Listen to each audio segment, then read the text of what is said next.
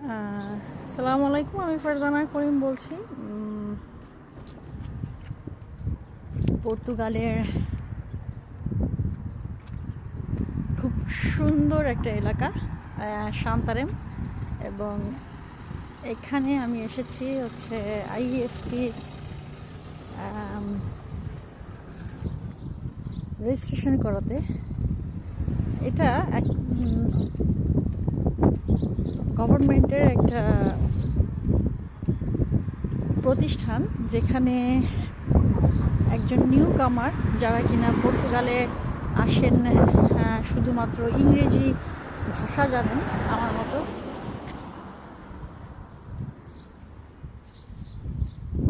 তাদের জন্য খুব প্রয়োজনীয় একটা প্রতিষ্ঠান আইএফপি। তো আমি এখানে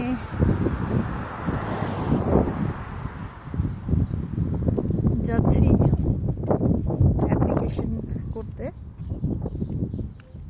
ওরা হচ্ছে অ্যাপ্লিকেশন ফর্ম দিয়েছিল আমাকে পূরণ করার জন্য।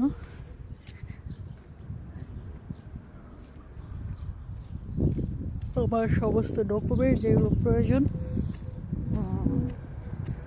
একটা জব অপরচুনিটি পাওয়ার ক্ষেত্রে, তো সেই ক্ষেত্রে যদি ইংলিশ স্পিকিং কেউ জব পায়, সেটা তো খুবই লাকি অ্যাকচুয়ালি। আর যদি না হয়, তাহলে সেই ক্ষেত্রে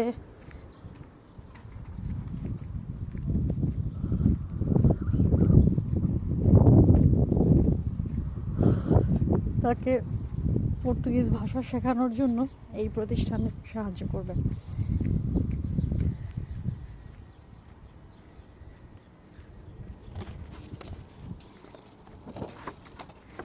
এই হচ্ছে মানে গোলাপ ফুল, তারপর ফলের গাছ, খুব সুন্দর করে সাজিয়েছে প্রত্যেকটা বাড়ি, আসলে খুব মনোমুগ্ধকর।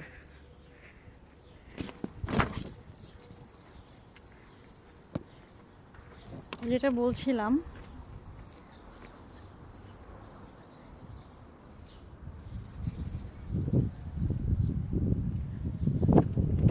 আইএফপির কাজ হচ্ছে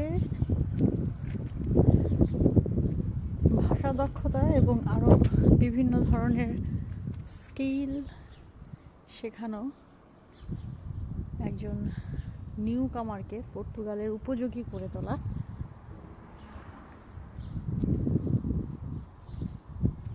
আর এর আন্ডারে আরও অনেক ধরনের কাজ আছে। তার মধ্যে আরেকটা সুবিধাজনক বিষয় হচ্ছে যে যদি কেউ আনএমপ্লয়েড থাকে, মানে কারো যদি চাকরি চলে যায়, সে চাকরি করতো কিন্তু হঠাৎ করে তার চাকরি চলে গেছে, হতেই পারে তার মনোপুত হয়নি, তার চাকরি চলে গেছে, অথবা মালিকের মনোপুত হয়নি, অথবা মালিক বেতন দিচ্ছে না, অনেক ধরনের ঘটনা ঘটতে পারে। তো সুন্দর ফ্লাওয়ার, সেই ক্ষেত্রে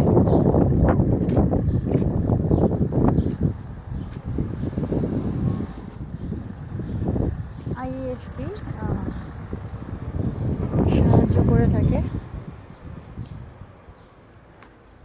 সরকারি একটা আনএমপ্লয়মেন্ট ভাতা দেওয়ার জন্য তারা ব্যবস্থা করে দেয়। অবশ্যই সেটা জেনুইন হতে হবে, যে তোমার যে চাকরি চলে গেছে এ ধরনের বিষয়গুলো তোমাকে তুলে ধরতে হবে, আদারওয়াইজ তো আসলে দিবে না।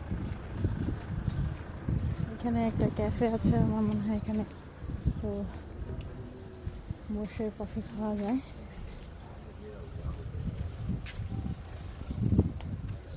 এই হচ্ছে সেই সেন্টার, যেখানে আমাদের নতুনদের জন্য কিছু ব্যবস্থা করা।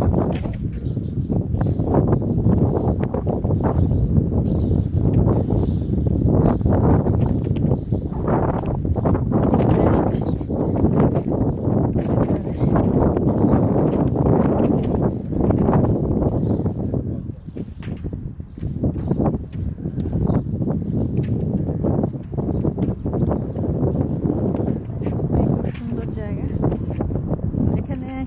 সমস্যা আছে, সেটা হচ্ছে পর্তুগিজ ভাষা শেখানোর জন্য ওদের একটা নির্দিষ্ট সময় থাকে, যে অনেকজন স্টুডেন্ট যখন একসাথে হয়, একজন স্টুডেন্ট যখন রেজিস্ট্রেশন করে সেইগুলা, তো তারপরে হচ্ছে ওদের যখন পুরো ক্লাসটা ভরে যায় দেন হচ্ছে ওরা সময় দেয়।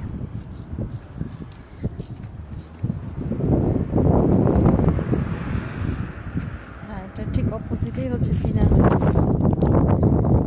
ঠিক আছে, আমি এখন এই এমপ্রেগো মানে জব অপরচুনিটির যেই প্রতিষ্ঠান এখানে ঢুকছি।